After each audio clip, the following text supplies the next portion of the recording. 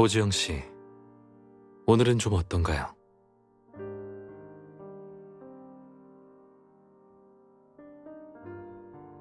아무 말도 하지 않을 건가요? 이런 방법으로는 당신에게 메일을 보낸 팬텀을 보호할 수 없어요.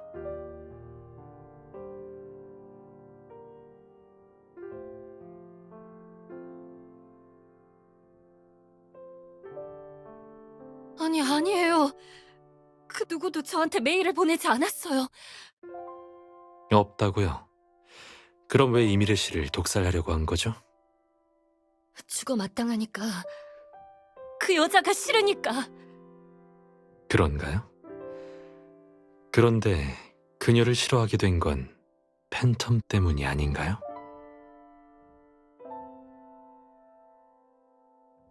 그럼 이것들은 어떻게 설명하실 거죠?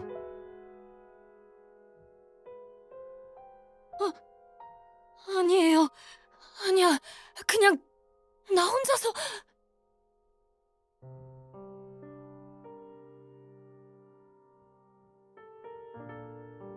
오지영 씨, 팬텀 그리고 알아차리지 못했나요?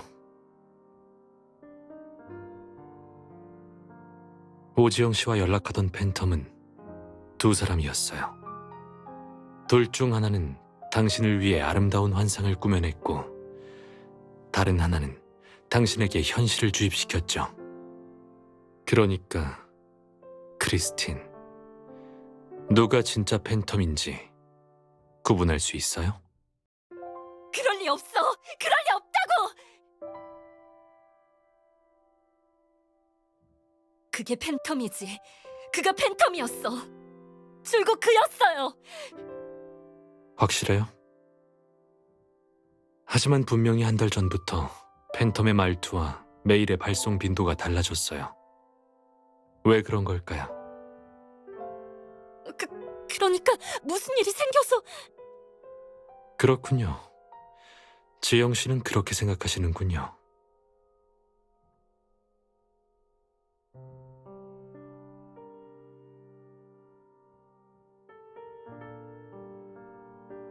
오지영 씨, 빈 의자 치료를 간략히 진행하도록 하죠.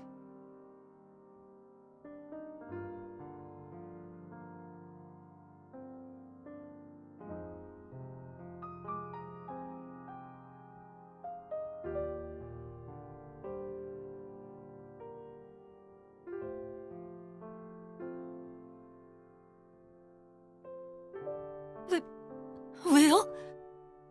오지영 씨의 마음속 팬텀에게 진정한 답을 듣고 싶은 것뿐이에요.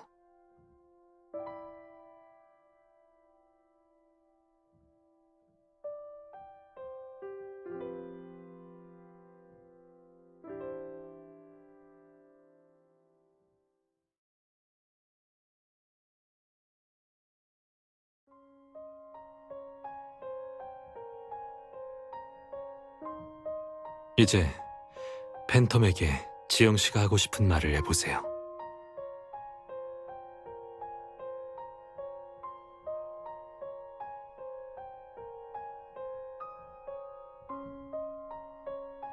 드디어 만났네요. 이렇게 오랫동안 줄곧 당신을 찾아왔어요. 어째서 이렇게 늦게 나타난 건가요? 당신은 내 음악의 천사잖아요. 왜 계속 곁에 있어주지 않은 거죠?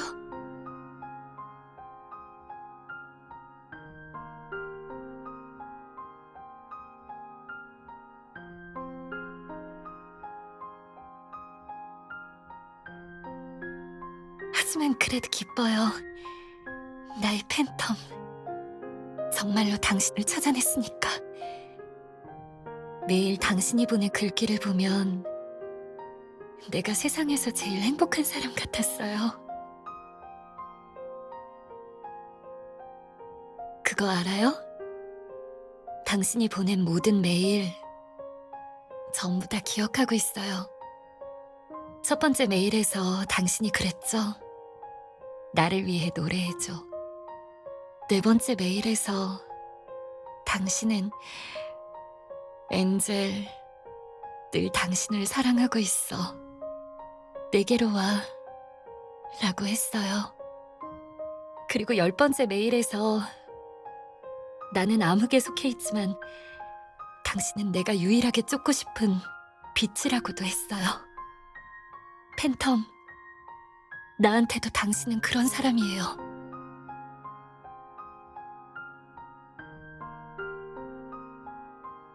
물론 당신이 보내준 풍경도 정말 좋아해요. 4월의 벚꽃, 푸른 빛의 애게해, 반딧불이는 별처럼 찬란하고 산과 들을 뒤덮은 열기구까지. 당신은 저를 하늘의 정원에 데려가겠다고 했잖아요. 그곳에서는 천국에 닿을 수 있다며. 그리고 그 꽃들, 가지가 뻗어나 싹을 틔우고 꽃이 피어나고 지는 것을 보면 꼭 우리가 일생을 함께한 것만 같아요.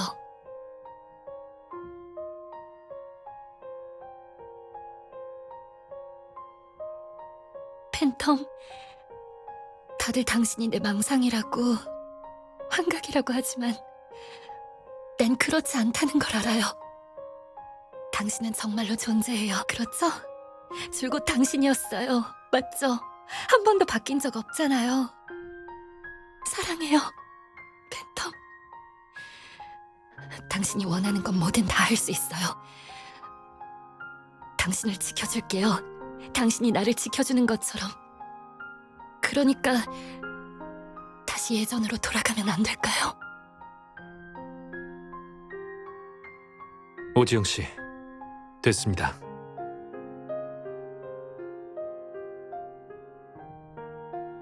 이제 팬텀의 자리에 앉으세요. 팬텀이 방금 오지영 씨가 한 질문에 어떻게 대답할지 상상해 보세요.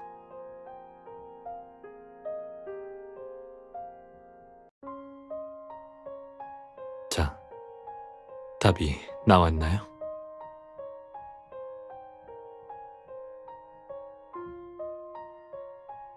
그래요, 나의 크리스틴. 나는 존재하고 당신을 사랑해요. 나는 단 한 번도 변한 적 없이 줄곧 나였어요. 그렇다면 당신은 어째서 정신과와 망상이라는 단어를 쓴 건가요? 설마 당신도 내가 미쳤다고 생각해요?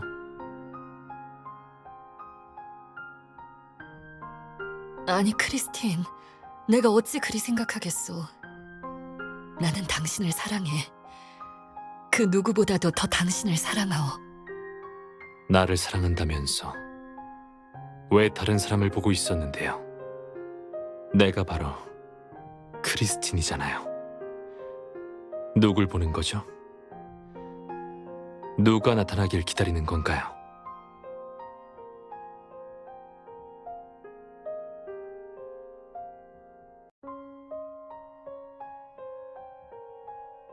팬텀, 어째서 나한테 내가 크리스틴이란 걸 증명하라고 시킨 거죠? 분명 그렇게 오랜 시간을 함께했는데, 분명 오래전에 이미 서로를 확인했는데. 팬텀, 당신은 정말로 팬텀이 맞나요?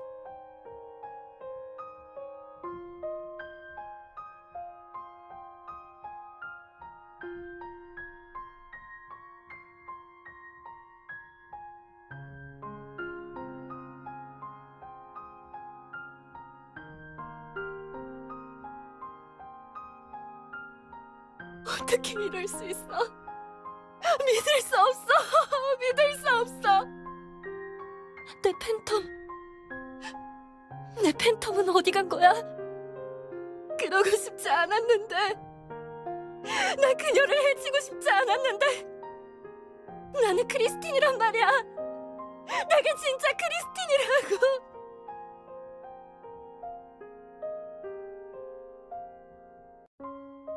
오지영 씨, 조현병에 걸린 것도 망상에 빠진 것도 다 정상적인 병리 반응입니다.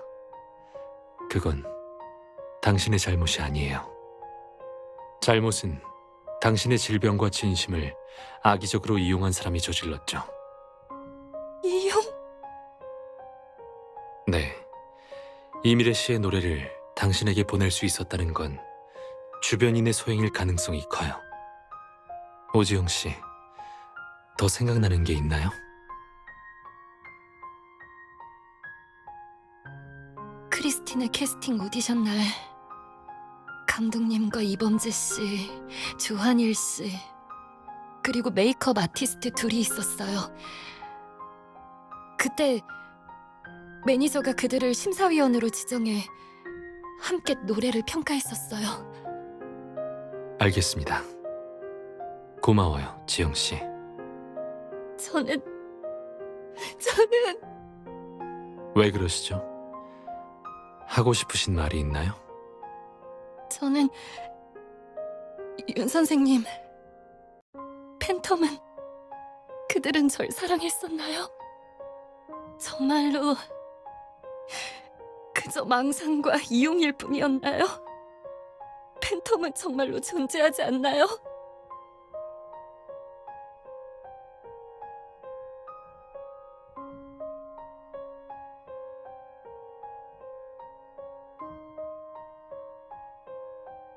첫 번째 질문. 제 생각에 이 팬텀은 당신을 사랑하는 게 분명해요.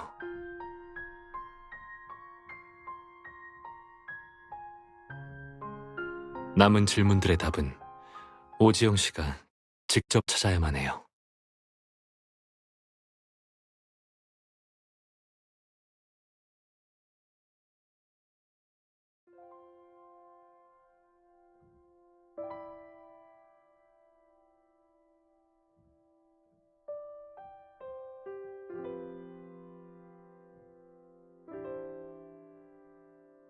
그래요.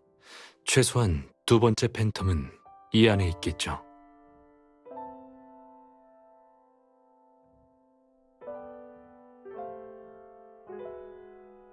아무래도 경찰 측의 조사 결과를 기다려야 할 것 같네요. 그래서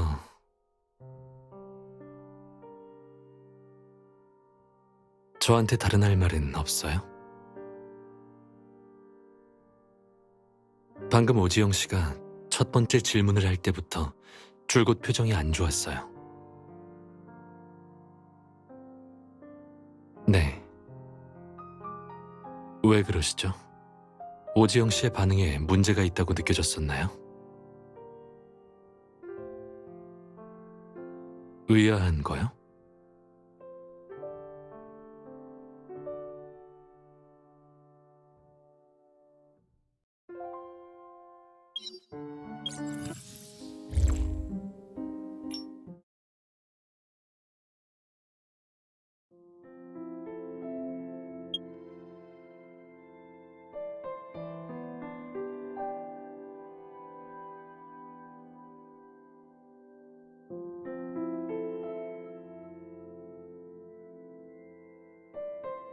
왜 그런 걸 물어보는 거죠?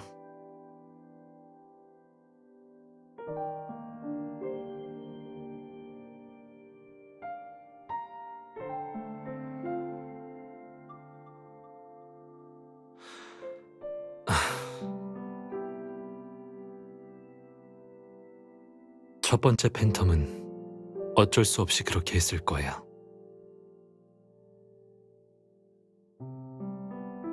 맞아요. 전에 오지영 씨에게 그녀가 찾고 싶은 팬텀이 어떤 사람인지 물어본 적이 있어요. 그 결과 소설 오페라의 유령 속에 오페라의 유령에 대한 묘사 외에 오지영 씨가 말할 수 있었던 건 오직 나를 사랑한다는 기준 하나뿐이었어요. 다른 말로 오지영 씨의 뇌리의 팬텀은 사람이기보다는 일종의 신앙심에 가까워요. 실체가 없고 참조할 만한 대상도 없으며 언제나 완벽하죠. 이런 사람은 현실에 존재하지 않아요. 저도 원작의 묘사와 가까운 사람을 찾아와 오지영 씨의 반응을 테스트해 본 적이 있어요. 하지만 그녀는 바로 그들이 진짜 팬텀이 아니라는 걸 알아채고 그들을 가짜라며 비난했죠. 그 말은 그녀는 병이 낫기 전까지 그 어떤 현실 속 인물도 받아들이거나 사랑할 수 없다는 거예요.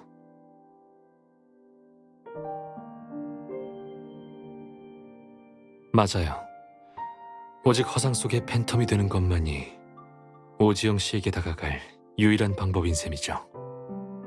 그리고 이게 바로 그녀를 사랑하고 그녀와 함께 할 수 있는 유일한 방식이죠.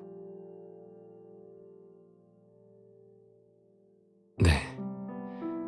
영원히 스크린 뒤에 숨어 자신의 이름과 생김새, 모든 것을 포기해야 상대방이 알아채는 그날까지 상대방의 상상 속 망상이 되어야만 하죠.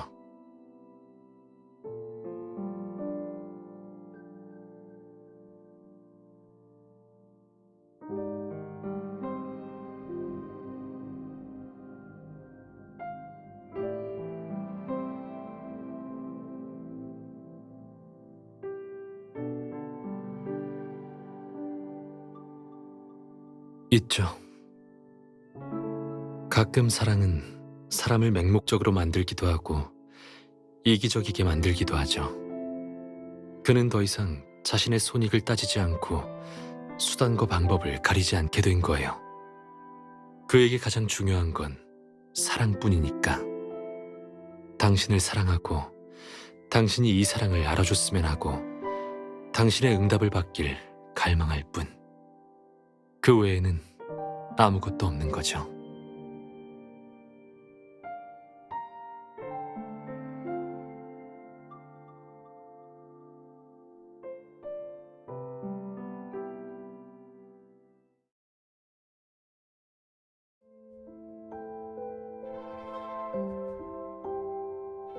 누군가를 사랑하는 건 더 이상 자신의 생각을 통제할 수 없는 거겠죠.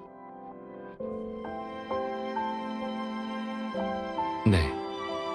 그 사람을 사랑하게 된 순간부터 감정이 이성을 지배하고 있다는 걸 발견하게 될 거예요. 그 사람만 바라보면 참을 수 없이 심장이 뛰고 절로 웃게 돼요. 눈이 그 사람만을 쫓고 그 사람의 기쁨과 슬픔은 곧 자신의 감정이 되죠. 심지어 한가한 시간에도 머리는 말을 듣지 않고 그 사람만을 생각하게 돼요.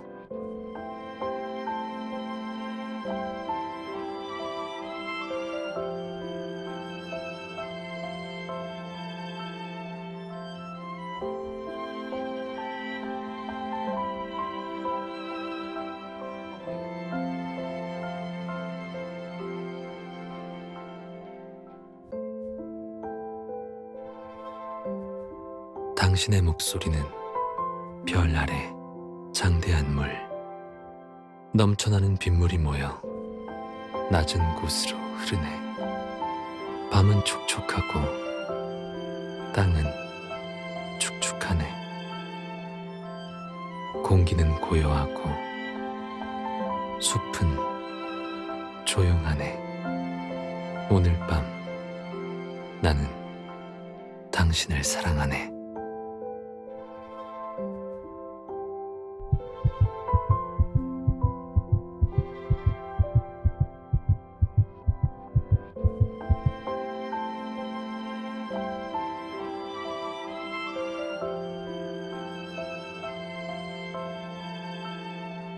누군가를 사랑한다는 건 이런 느낌이겠죠.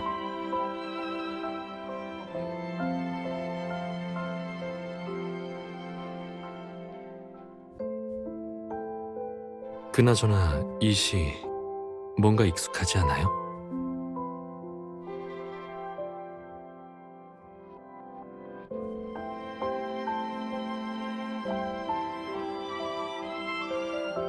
아무래도 이 시가 인상적이었나 봐요.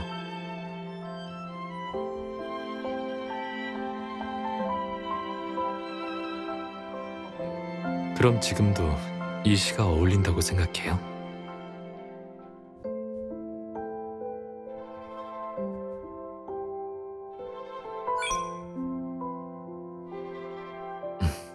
왜죠?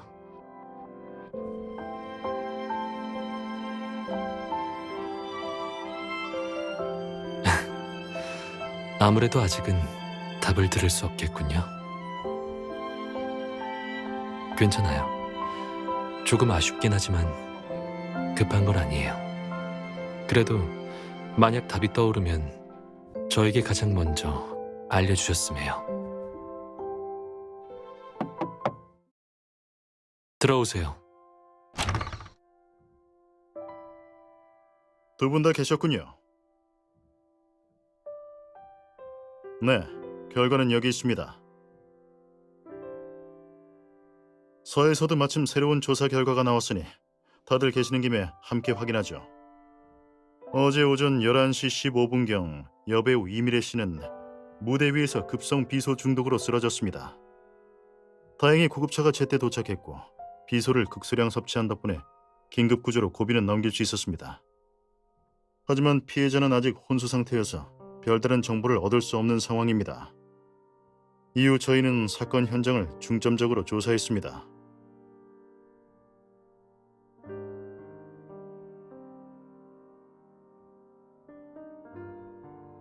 누군가가 그녀에게 이미래 씨를 제거하면 자신이 진정한 크리스틴이라는 걸 증명할 수 있다고 세뇌했기 때문이죠. 그 외에 서에서 비소의 출처를 알아냈습니다. 점주는 약물을 구입한 사람이 오지영 본인이고 당시 그녀의 정신 상태가 정상이 아닌 것 같은데다 구매 절차도 제대로 밟지 않아서 가게에서 약물을 희석해 판매한 후 관련 기관에 보고했다고 합니다. 그럼 이제 오지영 씨에게 메일을 보내 그녀를 사주한 사람을 찾아내는 것이 관건이겠군요. 윤 선생님, 변호사님, 오늘 면담은 어떠셨나요? 오지영에게 두 번째 팬텀의 대략적인 범위를 알아냈고 그 외의 것들은 신문 결과를 보고 난 후에 판단을 내릴 수 있을 것 같네요. 알겠습니다.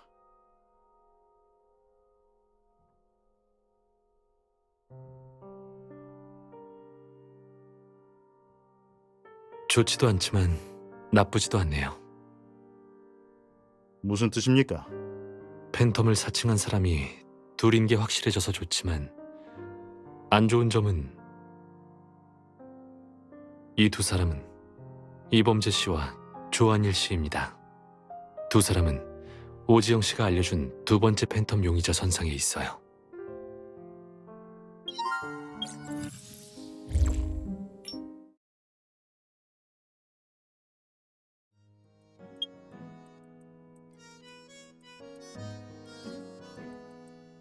그러니까 윤 선생님 말씀은 팬텀을 사칭한 두 사람이 이들이라는 거군요. 하지만 아직 두 사람 중에 누가 첫 번째고 두 번째인지 확정할 수 없는 건가요?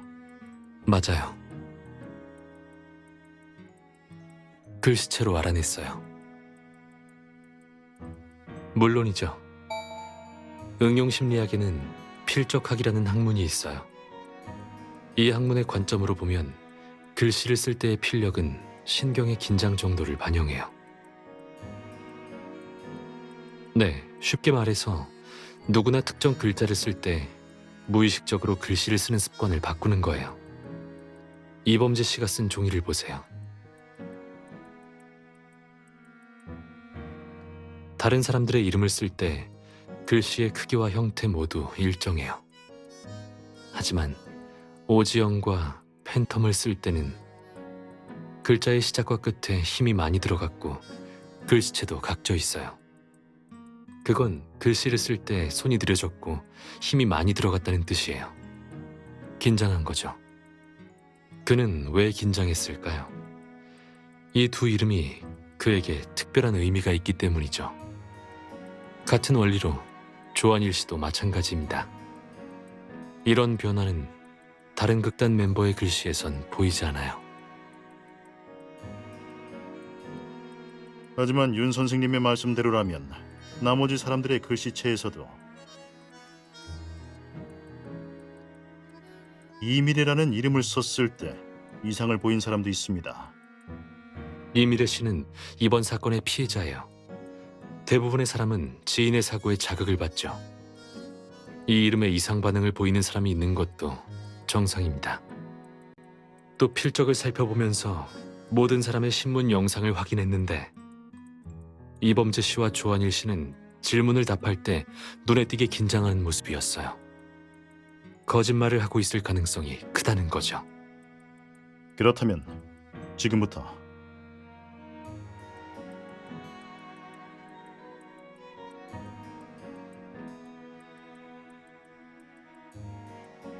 좋습니다. 그럼 부탁드릴게요. 별 말씀을요. 이범재 씨와 조한일 씨는 지금 어디에 있죠? 두 사람 다 소품 창고에 있다고 합니다.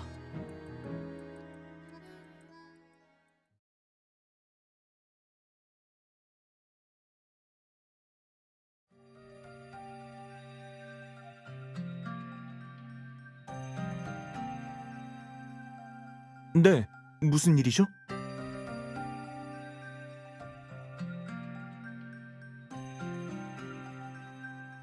무슨 서류죠? 그렇군요. 고생 많으십니다. 평소에는 항상 매니저님이 직접 오셨는데 오늘은 다른 분께 부탁하셨네요.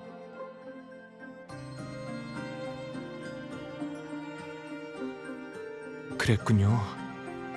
그나저나 두 분은 저희는 매니저님의 친구라서 초대를 받아 극단을 참관하러 왔어요. 이런 시기에 극단을 참관한다고요? 실은 오긴 어제 왔는데 무대에서 그런 일이 일어나서 매니저님 혼자 경황이 없어서 저희에게 도와달라고 부탁하셨어요. 그렇군요. 샹들리에를 뜯어내고 있었어요.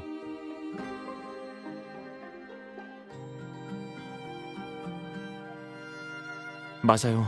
기억하고 계셨군요.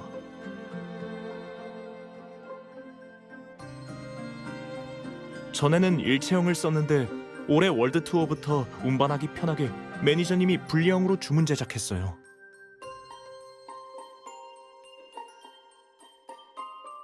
물론이죠.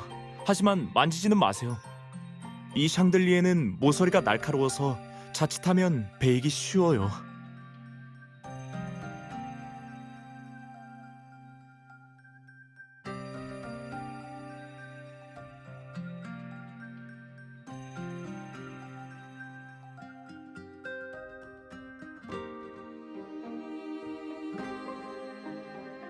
두 분 사이가 꽤 좋으신가 봐요? 아, 한일이 형이랑은 고향이 같거든요. 올해 투어를 다니면서도 같은 방을 써서 자연스럽게 친해졌어요. 그렇군요. 무슨 문제라도 있나요? 아니요. 범재 씨, 어제 공연에서 보여주신 팬텀 연기 정말 훌륭했어요. 실례지만 범재 씨는 이 인물에 대해 연구하셨나요? 이 연구라고 하기는 그렇고 연기할 때 캐릭터에 대한 제 해석을 녹여냈어요. 그래요? 그럼 범재 씨는 팬텀이 어떤 캐릭터라고 생각하시죠?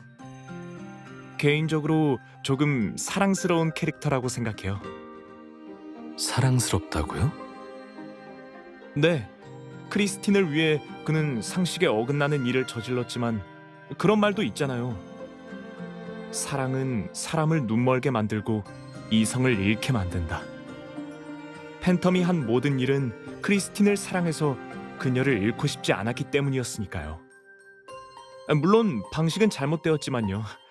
어떤 상황이라도 사람을 해치는 건 옳지 않죠. 그래도 저는 팬텀의 깊은 사랑에 감동을 받았어요. 그래서 그를 연기할 때 의도적으로 캐릭터의 이런 면모를 강하게 표현했죠.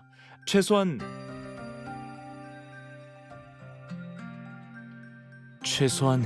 그녀에 대한 사랑은 관객들이 기억할 만한 가치가 있으니까요. 흥미로운 견해로군요. 범재 씨의 연기도 아주 훌륭했어요. 감사합니다. 그럼 한일 씨는요? 뭐가요? 한일 씨는 팬텀이 어떤 캐릭터라고 생각하시죠? 그건 안타까운 캐릭터죠. 안타깝다고요? 네. 그의 능력과 재주를 더 넓은 세상에 펼칠 수 있었더라면 평범한 사람은 범접할 수 없는 업적을 이뤘을지도 몰라요. 그렇군요. 답변 감사합니다. 즐거운 대화였어요.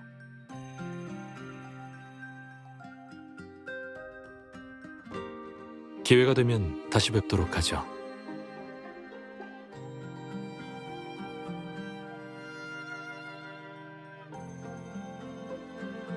괜찮았어요. 궁금했던 점들에 대한 답도 찾았고요. 왜 그렇게 좋아하세요? 흥분이라뇨?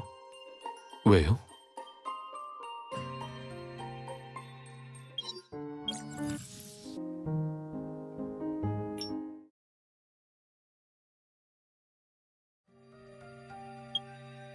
엄청난 발견이라뇨? 그럼 그 발견이 뭔지 들려주시겠어요?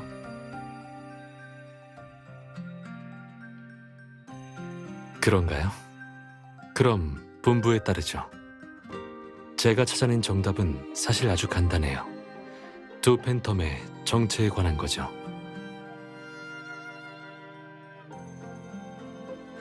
이범재 씨가 첫 번째 팬텀이고 조한일 씨가 두 번째 팬텀이에요. 방금 대화할 때 두 사람에게 팬텀이 어떤 캐릭터라고 생각하는지 물었어요. 두 사람의 대답은 굉장히 흥미로웠죠. 이범재 씨는 팬텀의 가장 큰 가치가 크리스틴을 향한 강렬한 사랑이라고 생각하고 있었죠. 그래서 그는 연기할 때 관객들이 이런 부분을 느낄 수 있도록 표현했어요. 그는 사람들이 팬텀의 광기와 추악함만을 기억하지 않았으면 했어요. 하지만 조한일 씨는 반대였죠. 그가 주목한 건 팬텀의 탁월한 재능이었어요. 그는 팬텀의 재능을 충분히 이용한다면 평범한 사람이 범접할 수 없을 업적을 이뤘을 것이라 생각했어요. 두 답변을 오지영 씨와 접촉했던 두 팬텀에게 투영시키면 첫 번째 팬텀은 아낌없이 그녀에게 자신의 애정과 마음을 표현했고 두 번째 팬텀은 스스로를 똑똑하다 여기며 자신의 목적을 달성하기 위해 그녀를 이용했죠. 뭔가 두 사람의 대답과 굉장히 닮아있지 않나요? 하지만 조한일 씨가 왜 오지영 씨의 손을 빌려 이미래 씨를 없애려 했는지는 알아내지 못했어요. 그들이 어떻게 오지영 씨의 정신질환을 알았는지도요.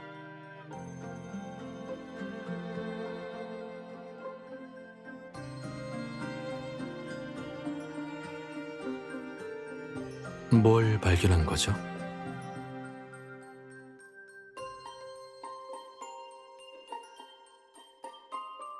다이아몬드 밀수. 그러니까 조한일 씨가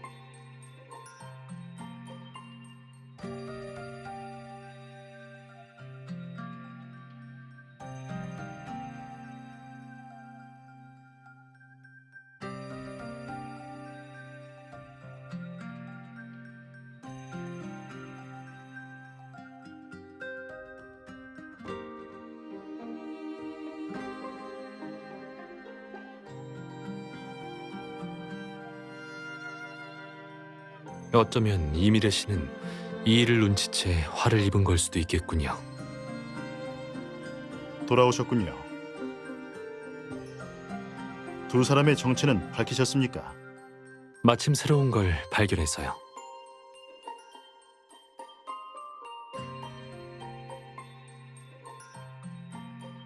그럴 가능성이 크겠군요. 방금 저희도 이미래 씨의 룸메이트에게 한 달 전 어느 저녁에 이미래 씨가 당황한 듯 방으로 뛰어들어와 다이아몬드라고 중얼거렸다고 들었어요.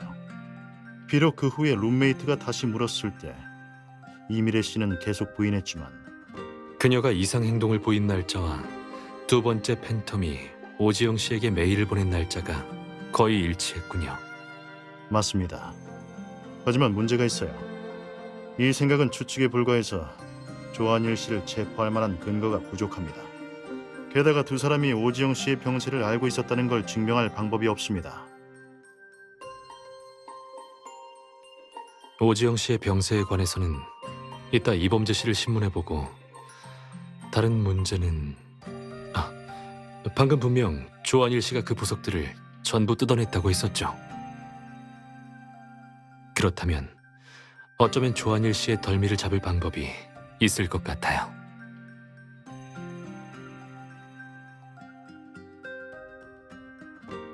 형사님, 이번엔 또 무슨 일이죠? 별일 아닙니다. 여러분께 사건의 상황을 알려드리려고 불렀습니다. 이미래 씨 사건에 대한 조사는 전부 끝났습니다. 용의자 오지영 씨는 검거됐고 그녀는 검찰에 송치될 겁니다. 이틀간 협조해 주셔서 감사했습니다. 형사님, 정말로 그녀가 죽인 거라고요? 증거가 확실합니다. 어떻게 그런 일이... 지영 씨가...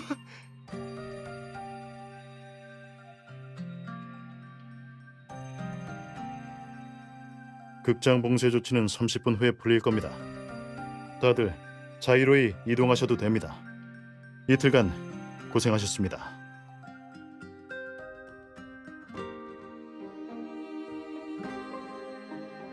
여보세요? 아우지르, 나예요.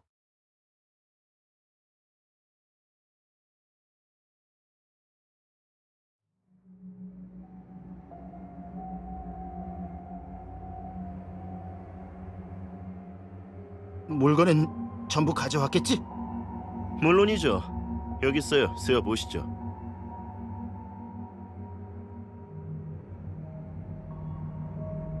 오케이, 딱 맞는군. 이번 건은 수고했어. 입에 발린 소리 말고 그거나 넘기시죠. 자식 급하기는 내가 떼어 먹을까봐.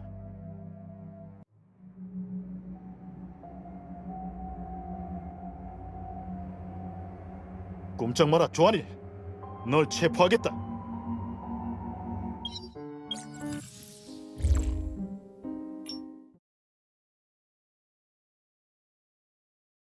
꼼짝 마라, 조한일. 널 체포하겠다. 짭새가 붙었잖아. 조한이 이놈이 끌어들였나? 닥치고 죽기 싫으면 가만히 있어.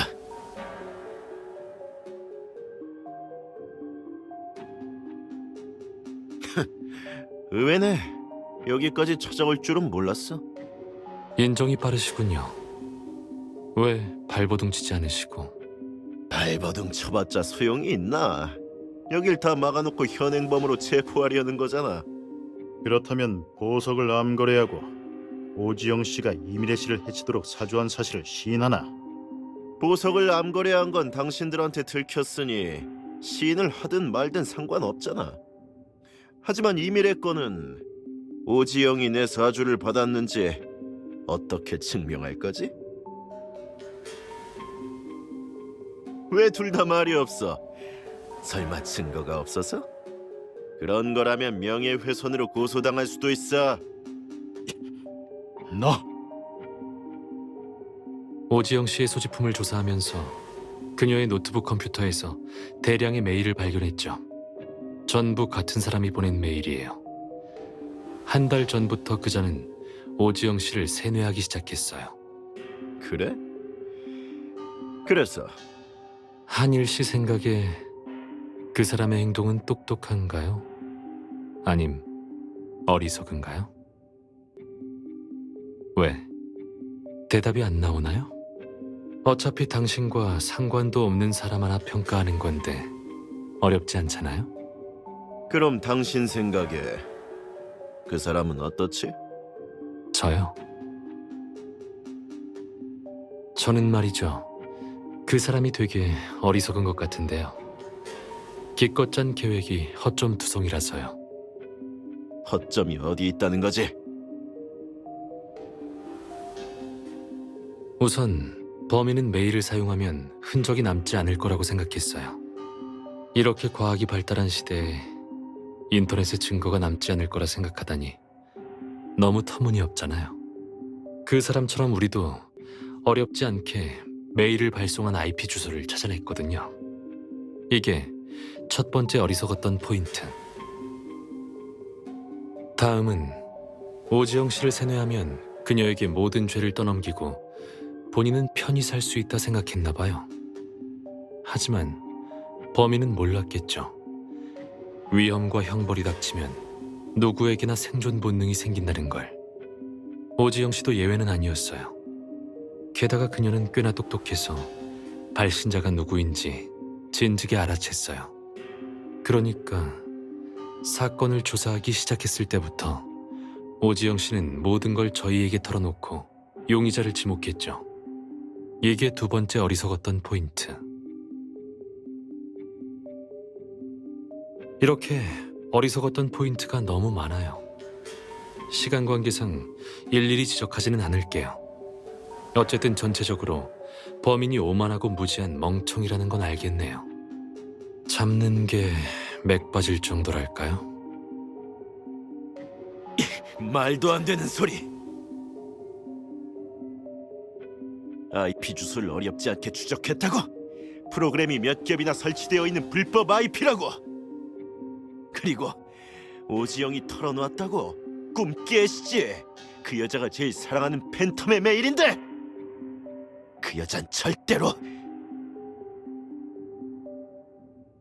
조한일, 당신이 보기에는 본인이 똑똑한 것 같나? 당신들... 조한일 씨, 이제 궤변은 안 통해요. 당신의 범행을 다 알았으니까요. 오지영 씨의 컴퓨터에 침입해 이범재 씨의 편지를 차단하고 팬텀 행세를 하며 그녀를 세뇌시켰죠. 배우는 그쪽이 해야겠는데요. 팬텀 행세라니... 무슨 말인지 모르겠군. 난 그가 팬텀 행세를 하는지도 몰랐다고. 그래요? 하지만 이범재 씨는 당신이 알고 있었다고 진술했어요.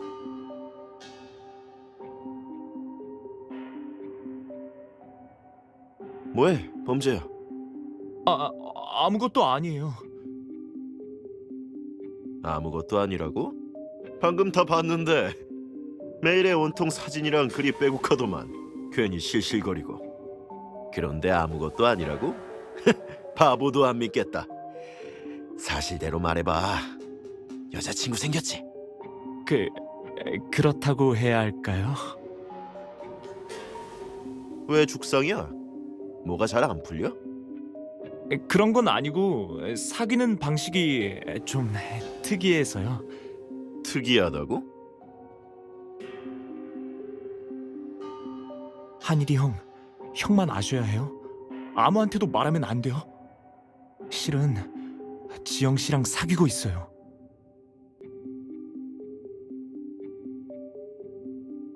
너 진짜 미쳤구나. 이게 무슨 연애야? 그냥 역할놀이 하는 거잖아. 언젠가 왕쾌돼서 더는 팬텀에 집착하지 않게 되면 헛수고한 꼴이 되잖아. 그래서 네가 얻는 게 뭔데? 딱히 원하는 건 없어요. 그냥 그 사람이 행복했으면 해요. 그럼 넌 행복해? 행복하죠. 그 사람과 함께할 수만 있는 것으로도 충분해요. 이름이나 신분은 거칠일 뿐 진짜 저를 받아들일 수 없다면 그녀가 원하는 모습이 되는 것도 괜찮잖아요. 그녀가 행복하면 됐어요. 다른 건 상관없으니까. 오지영 씨의 병은 비밀이었지만 이범재 씨는 그녀에게 고백했다가 거절당한 후 상황을 알게 됐죠. 게다가 이범재 씨도 팬텀인 척한 사실을 극단 멤버 중 당신에게만 말했다고 진술했어요. 그럼 한일 씨, 더 하고 싶은 말씀이 있나요?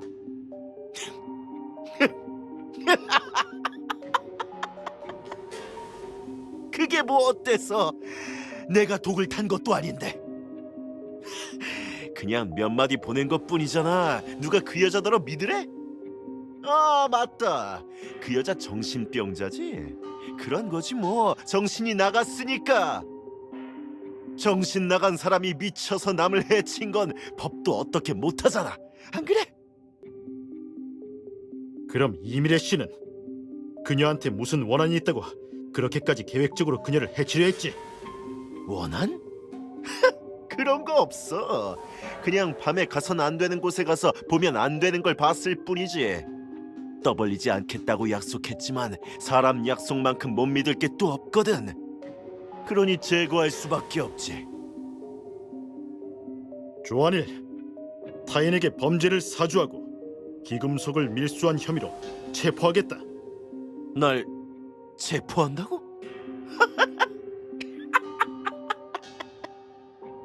저기요, 경찰 아저씨. 살인 사건까지 일어난 마당에 내가 아무런 준비도 없이 거래하러 왔을 것 같아? 날 잡고 싶으면 제주껏 잡아보시지.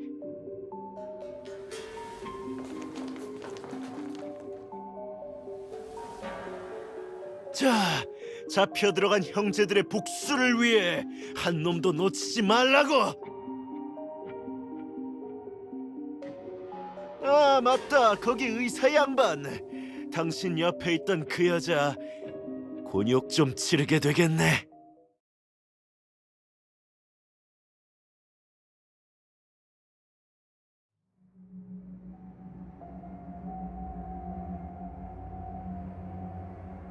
변호사님, 너무 걱정하지 마세요.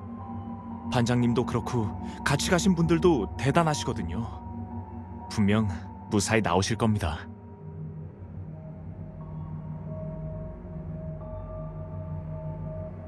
잠깐, 무슨 소리지? 누가 온 것 같아. 확실하지 않으니 조심하세요.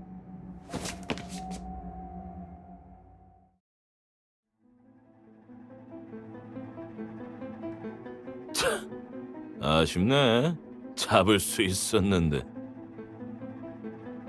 누구냐? 경찰이다. 움직이지 마.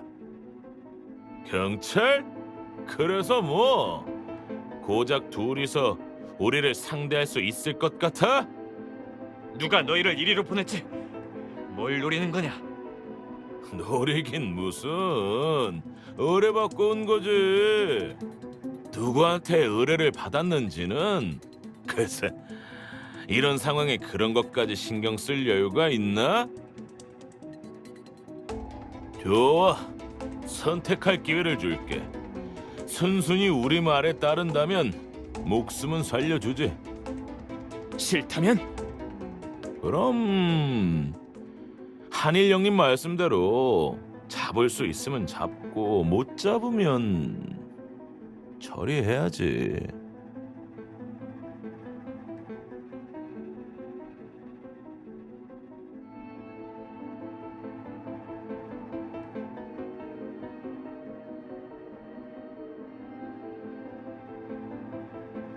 안 되겠어. 사람이 너무 많아. 변호사님, 이 경찰봉을 잘 들고 계세요. 잠시 후에 저희가 저들을 막는 동안 그 틈을 타서 도망치세요. 상황을 보니 상대편의 매복이 생각보다 많아요. 반장님이 데려간 인원으로는 터무니없이 부족할 거예요. 여긴 너무 위험해요.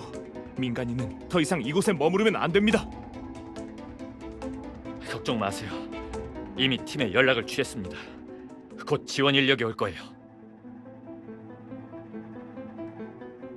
셋을 셀 테니 뒤돌아보지 말고 무조건 뛰세요. 아셨죠? 지금이에요. 셋, 둘, 하나, 뛰세요!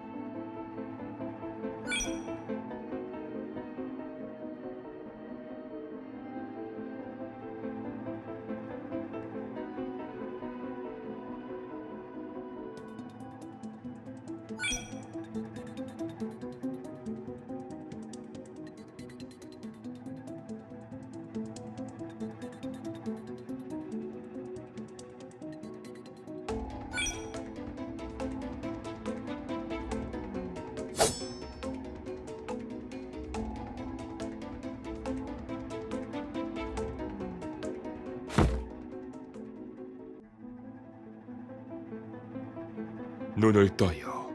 이제 괜찮으니까.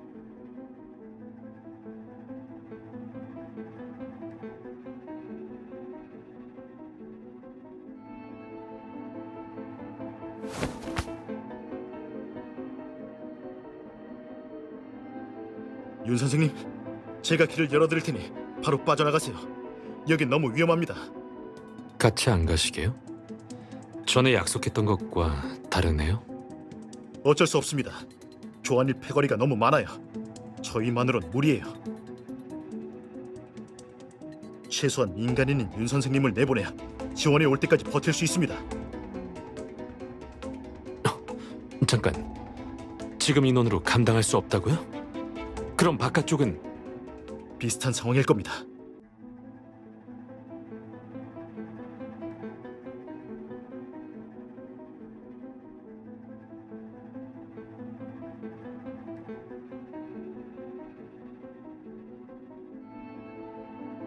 또 만났네요, 변호사 아가씨. 괜찮으신가요? 다치지는 않았고요. 걱정 마세요. 방금 경찰차를 보았으니 지원이 금방 도착할 겁니다.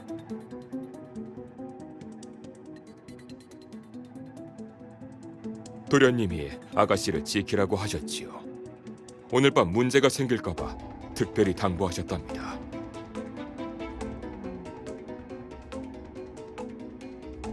아니요, 통화가 안 됩니다. 이쪽 상황을 보니 안쪽 상황은 더 심각할 것 같군요.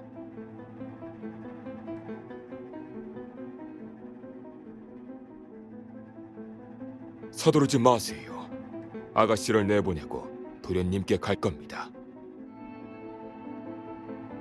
무슨 일이 있더라도 아가씨를 먼저 두 블럭 너머의 도심 공원까지 모시라는 도련님의 명령입니다. 그분의 말씀을 절대 거역할 수 없어요.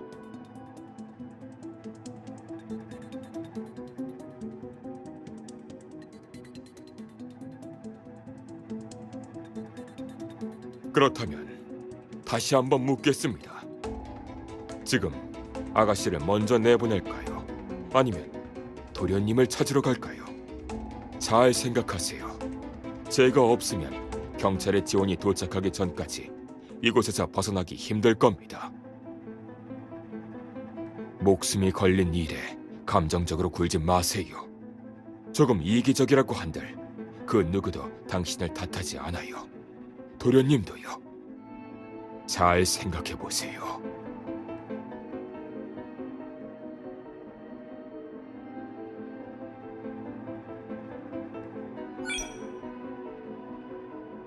확실한가요? 방금 전에도 말했지만 감정적으로.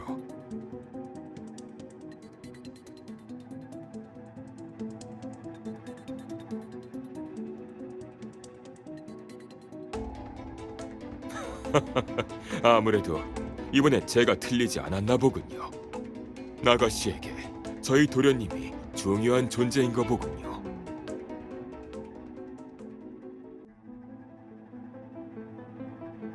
물론이죠. 하지만 저 혼자 가는 게 아니라 같이 갈 겁니다. 나이가 좀 있지만 이 정도쯤은 괜찮습니다. 그리고 도련님도 아가씨의 무사한 모습을 보면 분명 기뻐하실 겁니다.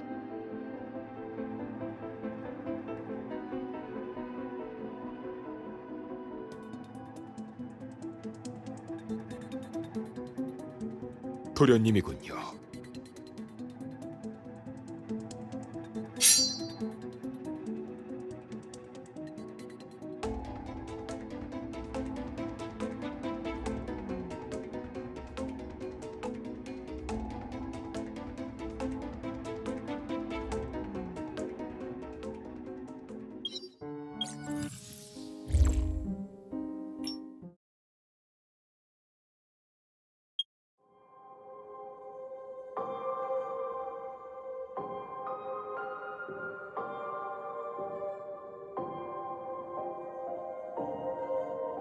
누군가를 사랑하는 건 더 이상 자신의 생각을 통제할 수 없는 거겠죠. 네, 그 사람을 사랑하게 된 순간부터 감정이 이성을 지배하고 있다는 걸 발견하게 될 거예요. 그 사람만 바라보면 참을 수 없이 심장이 뛰고 절로 웃게 돼요. 눈이 그 사람만을 쫓고 그 사람의 기쁨과 슬픔은 곧 자신의 감정이 되죠.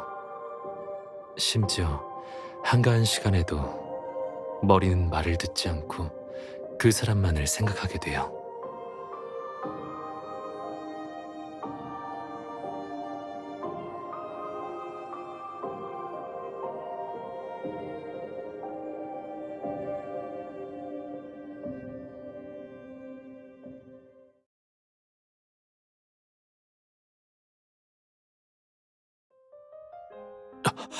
당신...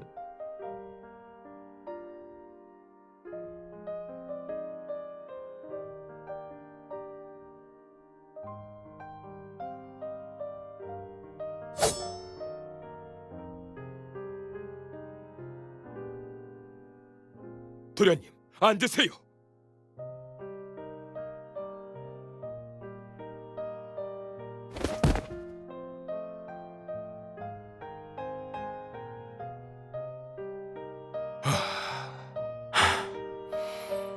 나쁘지 않았어요, 아우지르. 도련님, 이런 상황에서는 무리하지 마십시오.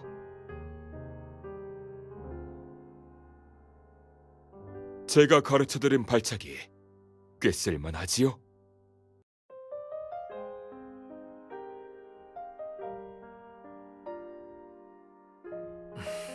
피가 조금 난 것뿐이에요. 별거 아니니 걱정 마세요.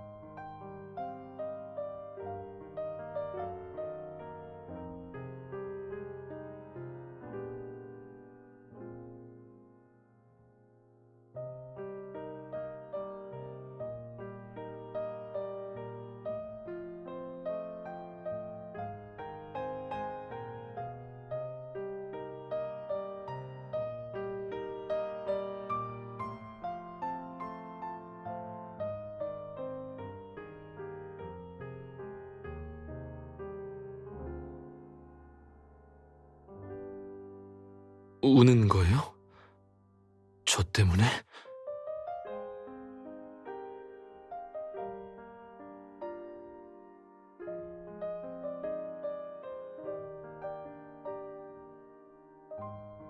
전 괜찮으니까 걱정 마세요.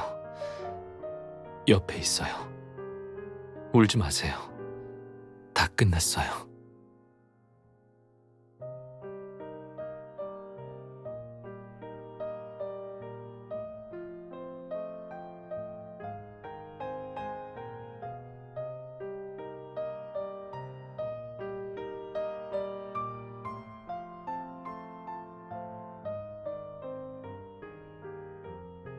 괜찮아요. 전 기뻤어요. 네, 방금 저를 위해 울어주셨잖아요. 제가 걱정돼서 그러신 거죠. 그나저나 방금 감정을 통제하기 좀 힘드셨죠? 왜 그랬을까요? 왜 제가 위험에 빠지자 감정을 통제할 수 없었을까요?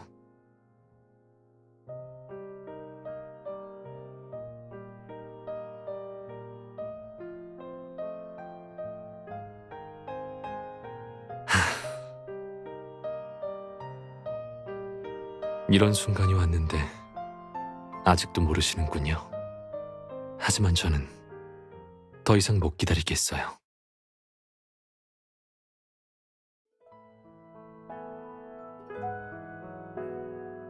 전에 물어봤었죠.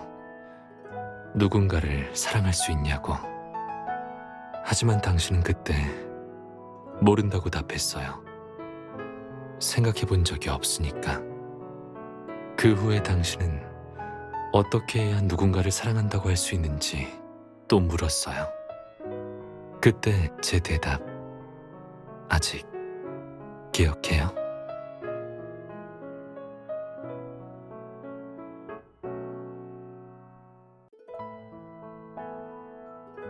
지금 당신의 마음속엔 그런 사람이 있나요? 제 질문을 피하지 마세요. 자신의 마음에 물어봐요. 그곳에 정답이 있는지. 전 당신의 진솔한 마음을 듣고 싶을 뿐이에요.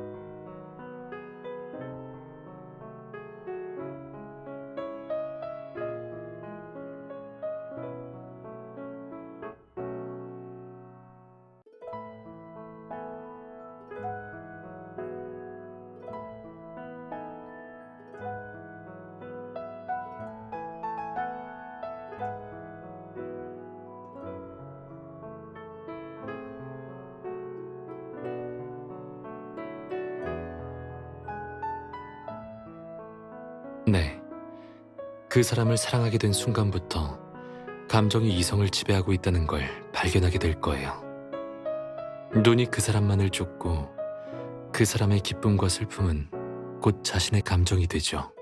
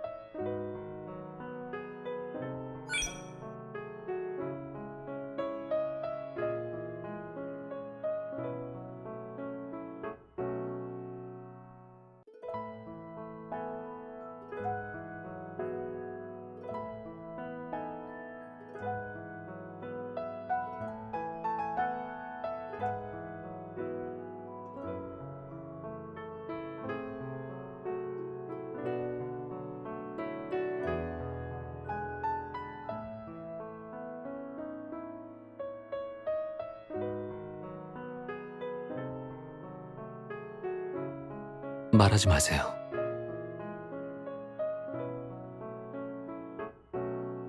그 다음 말은 이런 엉망인 곳에서 하면 안 돼요. 그리고 당신이 먼저 말해서도 안 돼요. 조금만 시간을 주세요. 더 완벽한 모습으로 당신의 마음에 답할게요. 기대해도 좋아요. 나의 로즈.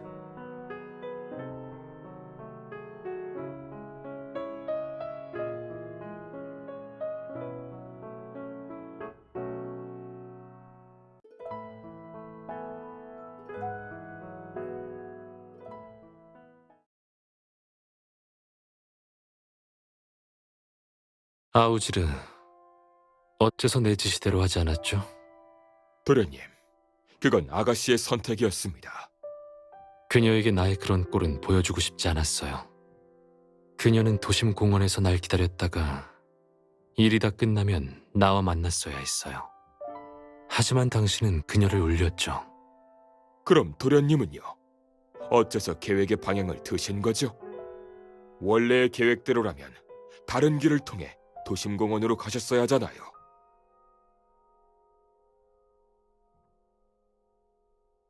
도련님, 두려우셨겠죠. 조한일 패거리 쪽수가 도련님과 경찰의 예상을 벗어났고 모든 게 도련님의 통제 밖이었으니, 그래서 원래의 계획을 변경해 곧바로 아가씨에게 간 겁니다. 사랑은 이성을 잃게 만드니까요. 도련님도 그분과 마찬가지셨어요.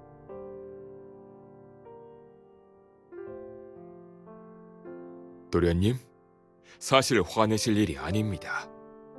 결과적으로 모든 게 도련님께서 바라시는 대로 됐잖아요.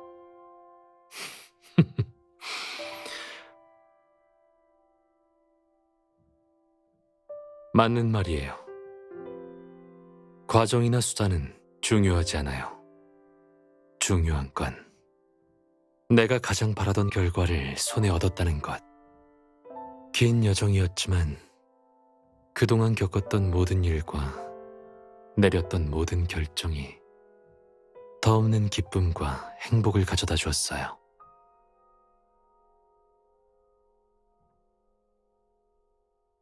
당신을 만나서 기뻐요. 그리고 당신이 드디어 나를 사랑하게 돼서 기뻐요. 눈앞의 이야기는 막을 내렸지만 미래는 이제부터 시작이니까. 그렇죠?